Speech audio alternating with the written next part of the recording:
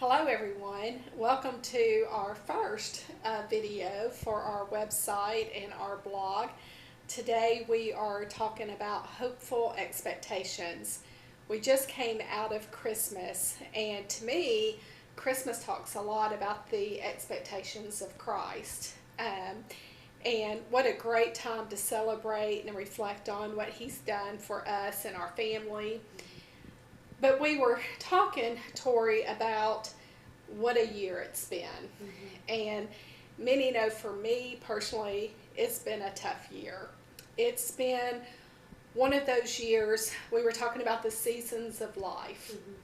And we were thinking about this season of my life and how tough it's been. There's been great loss. It's been a very hard journey for me and my family. And you talked about the different seasons in Arkansas. What were you saying about that? Well, if you don't like the season that we're in Arkansas, you just give it, a day or a week, and before long, the weather changes. It does. And I remember a few years ago when I went on that camping trip with my family. The nightmare trip. The nightmare trip. And I talk about how I hate the heat of summer, but I don't like being cold either. If I go into a restaurant and it's cold and I'm like shivering and tensing up, my back starts to hurt, I can't even enjoy my meal. I hate being cold. I hate being hot. We have a pool that we had put in for Anne Marie, and it's a big pool, and in the heat of summer, in August, it's too hot to even go swimming. It's sweltering. The pool water feels like nice warm bath water, and who wants to be in nice warm bath water when it's over 100 degrees outside, right? Right. What I hear is the extremes is that, we all get uncomfortable in the extremes of any kind of season, whether it's the extreme heat of the summer or the extreme cold of the winter. We all tend to want to be comfortable. It's natural for us to want to be just physically comfortable, and emotionally and mentally as well. And spiritually. Yeah, definitely. I think this season in life that I've been in, if you talk about those extreme temperatures or the extreme circumstances in life, it kind of reminds me of an olive that's being pressed for the oil. I love olive oil, and it's so good for you, but the olives have to be pressed hard to get that oil out. And you and I both are big oil users. lots of oil use around here. I'm ready for 2016 to be behind me, and I'm really excited about what God is going to do in 2017. When looking at 2016 and looking at the journey that I've been through, what I can say is that God has been ever present. True. And I know that we both have felt that in our own lives, where even when things are messy and ugly, God is faithful, and His promises are great. His mercies are new every morning. I really don't know how to make it through life without His presence in my life. It's the hope that we have. That's right. That's right. I personally am not making any New Year's resolutions. I talk about how I'm going to focus on just being faithful in my walk with the Lord and do everything with intentions. How about you?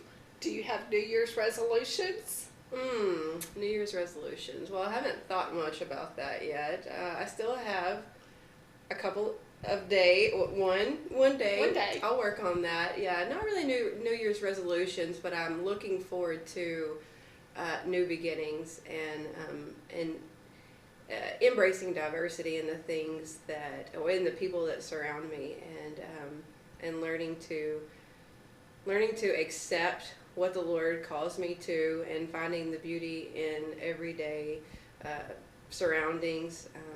And so I am definitely looking forward to what the Lord has in store, as is always in any new season of life. Right. Well, for me, New Year's resolutions, I fail every year. every year I feel like a complete failure. And this year, I don't want to have to pick myself up by the bootstraps and feel like, okay, I'll start again on Monday. I'm tired of the on Mondays, start again. And so this year, I'm just simplifying it. I'm going to be faithful. I'm going to do things with intention. I have 1 year left at home with my daughter. And then she's off to college. I've got to be intentional about some things that that we have to do to prepare for her to leave.